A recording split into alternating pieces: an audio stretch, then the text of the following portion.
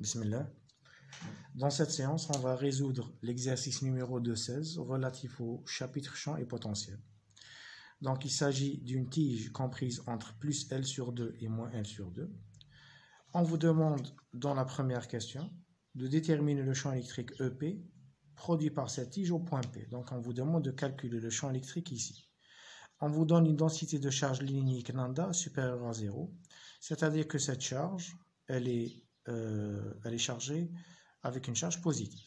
Donc, la première des choses, on va écrire que dQ est égal à lambda dL, puisqu'il s'agit de densité de charge linéaire.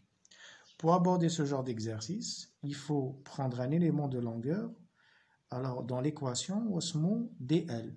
Mais puisqu'on a sur l'axe des Y, on se met dy. Alors, l'élément dy porte une charge dQ. Cette charge dQ va produire ici un champ électrique d de E sortant. Pourquoi? Parce que la charge est positive.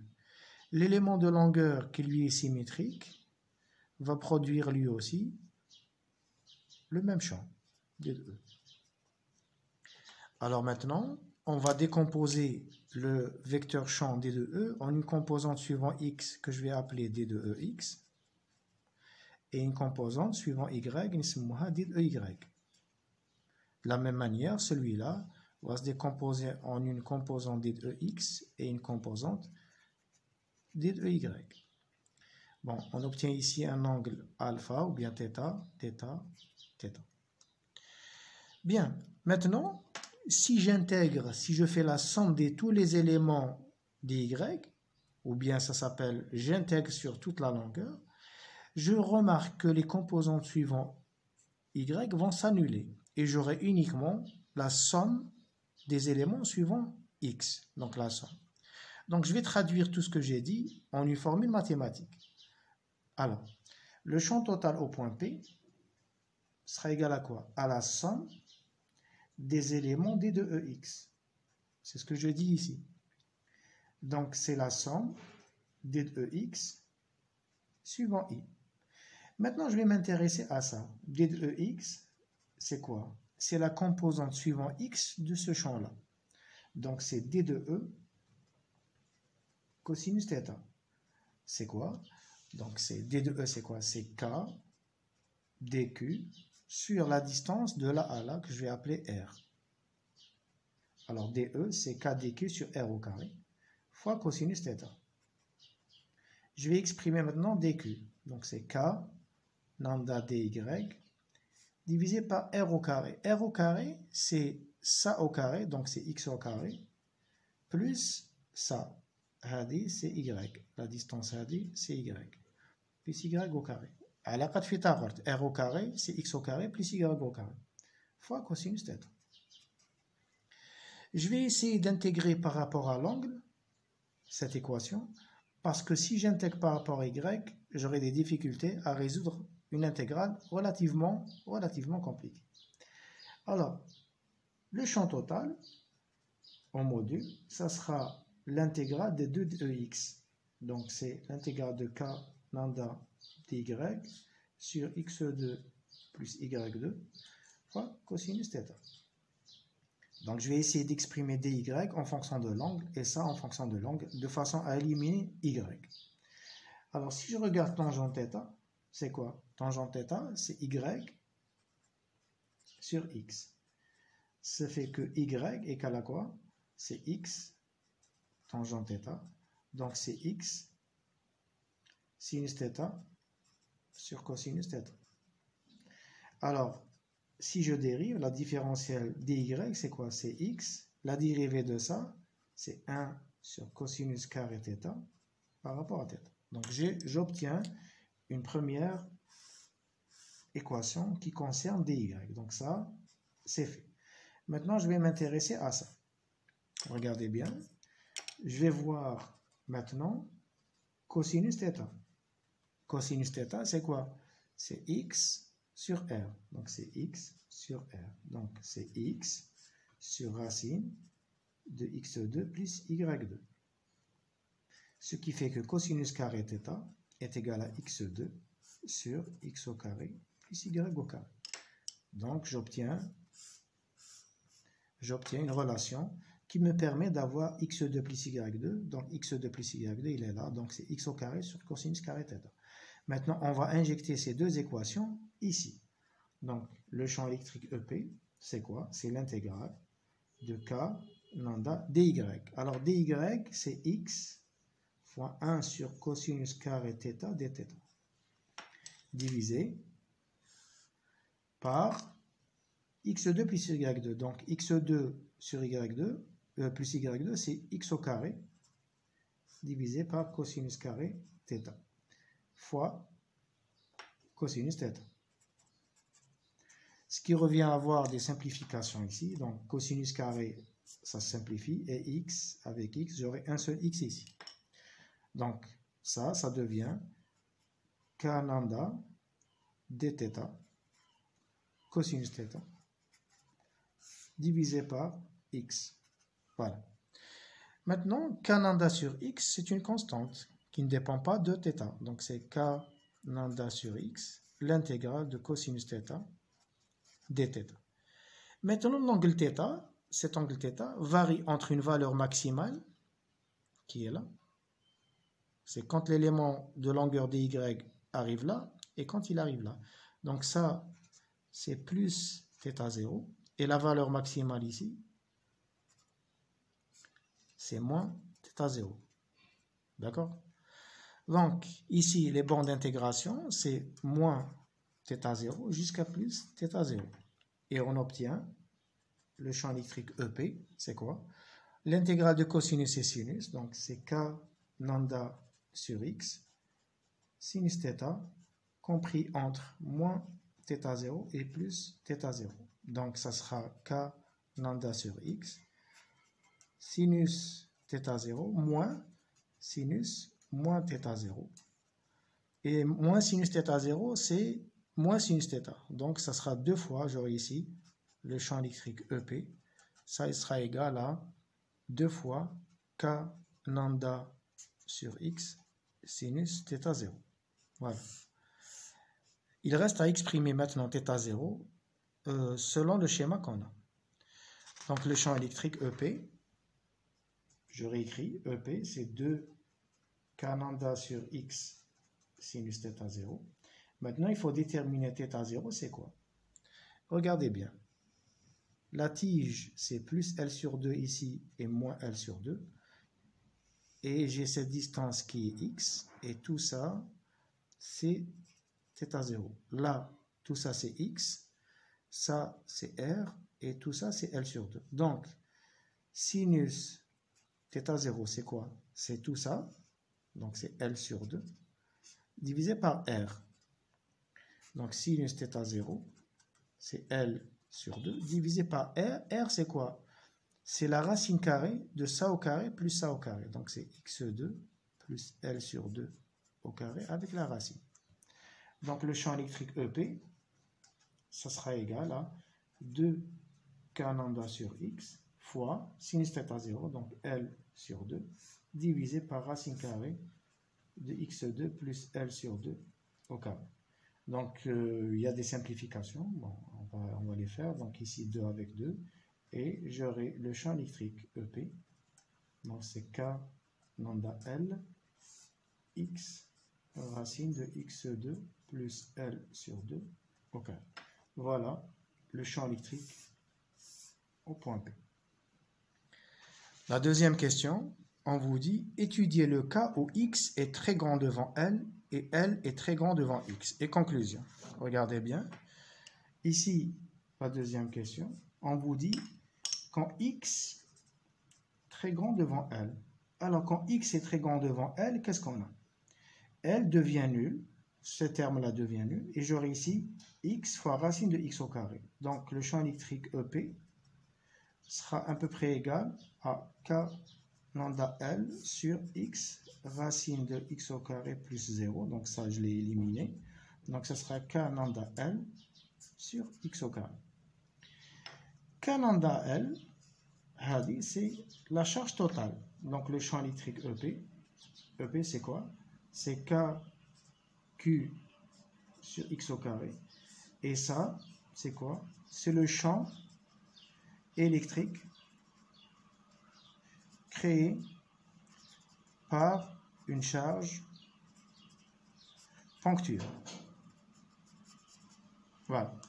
Maintenant, dans le cas où X est très petit devant L, qu'est-ce que j'aurai?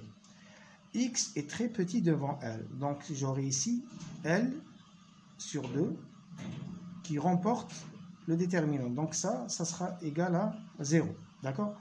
Vous aurez le champ électrique EP, ça sera égal à K lambda L, X fois racine de L sur 2 au carré. Donc, c'est K lambda L, X fois racine, donc tout ça c'est L sur 2. J'aurai L avec L, ça se simplifie. Et donc, le champ électrique EP, ça sera égal à K lambda 2K lambda sur X. Maintenant, ça, pour que ça soit simple, je vais exprimer K de la façon suivante. C'est 2K, donc 1 sur 4pi epsilon 0, lambda, sur X. Alors, j'aurai ici 2 avec 2, et j'aurai lambda sur 2pi epsilon 0, X. Donc, le champ électrique dans ce cas-là, c'est lambda sur 2pi epsilon 0, X. Et ça ressemble au champ électrique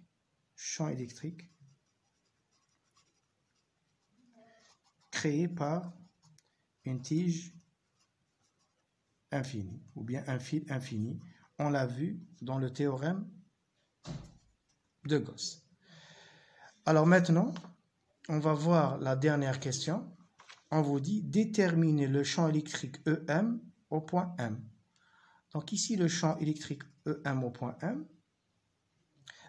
calculer le potentiel électrique au point M. On va calculer le potentiel au point M.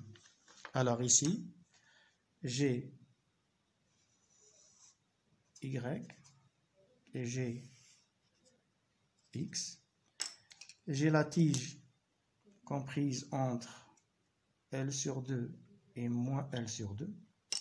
La distance de l'élément de longueur, ça, dy, la distance smiha Y, et le point M se trouve là. Donc à une hauteur, ou bien à une distance que je vais appeler grand Y. Alors ça, là, la troisième question. On veut calculer le champ électrique au point M, le potentiel, au point M. Ça, là. Cet élément de longueur dy porte une charge dq. Donc, il va créer ici un potentiel dv.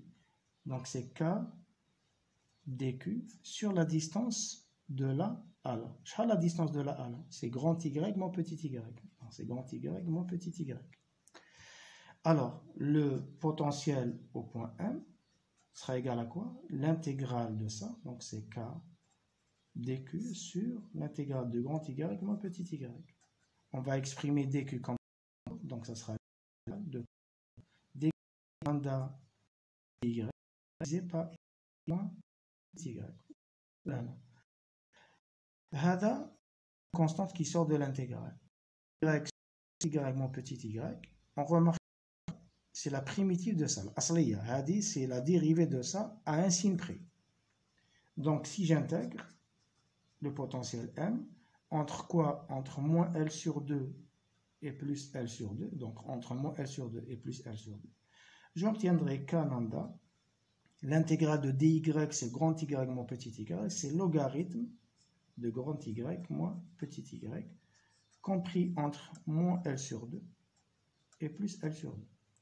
Donc le potentiel au point M, ça sera K lambda, logarithme de grand Y moins L sur 2, moins logarithme, donc ici un signe moins, à cause de ça, donc il y a un signe moins, logarithme de grand Y moins L sur 2, moins logarithme de grand Y, moins L sur 2, plus L sur 2. Et donc le potentiel au point M, ça sera égal à K lambda, alors K lambda, logarithme, alors ça moins ça, donc ça sera Y, grand Y plus L sur 2, divisé par grand Y moins L sur 2. Bon, je peux encore simplifier. Donc ça sera égal à k lambda logarithme, donc ici 2y plus L divisé par 2y moins L. Donc ça, c'est le potentiel créé par cette tige au point N. La dernière question, on vous dit déterminer le champ électrique EM au point M. Donc je ne vais pas refaire un élément de longueur et j'intègre, etc. Puisque j'ai le potentiel, je vais l'utiliser. Donc quatrième question, le champ électrique au point M sera égal à quoi? Donc j'ai la relation, le champ E est égal à moins gradient de V.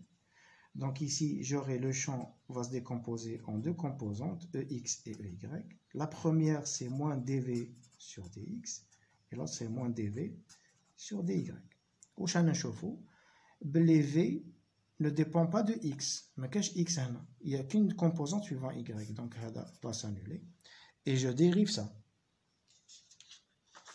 Le potentiel V au point M est égal à k lambda logarithme de 2 grand Y plus L divisé par 2 grand Y moins L, et le champ électrique EY, ça sera égal à moins dV sur dy. Donc, ce sera la dérivée de ça. La dérivée de ça, je vais l'écrire, donc c'est d sur dy, donc 2, donc ici je fais sortir k lambda, k, je dis ça là, c'est k lambda, d sur dy de tout ça, de 2y plus L divisé par 2y moins L. La dérivée de ça, logarithme bien sûr, la dérivée de tout ça, mushtaq de la logarithme, c'est quoi? Donc on dérive ce qu'il y a ici, divisé par elle-même. Donc pour vous simplifier les choses, je vais écrire la chose suivante. Donc c'est k lambda, alors c'est 2y plus L divisé par 2y moins L, la dérivée, donc je dérive, divisé par 2y plus L, 2y moins L. Donc c'est un peu lent, donc c'est la dérivée de ça, c'est la dérivée de ça fois ça, moins la dérivée de ça fois ça, divisé par ça au carré. Le tout divisé par le déterminant. Si vous faites les calculs correctement, vous allez trouver que le champ au point M, c'est Y, et vous allez trouver c'est 4K lambda L divisé par 2y au carré moins L au carré. Voilà. Voilà le champ au point M. Nzido ici, si on remarque, alors ici aussi, quand grand Y est très grand devant L, on retrouve au champ c'est bon. Quand grand Y est très grand devant L, on retrouve EY est égal, donc c'est pas demandé, mais donc c'est K lambda L sur Y au carré. Lambda L c'est quoi? C'est la charge Q, donc c'est KQ sur Y au carré. Ou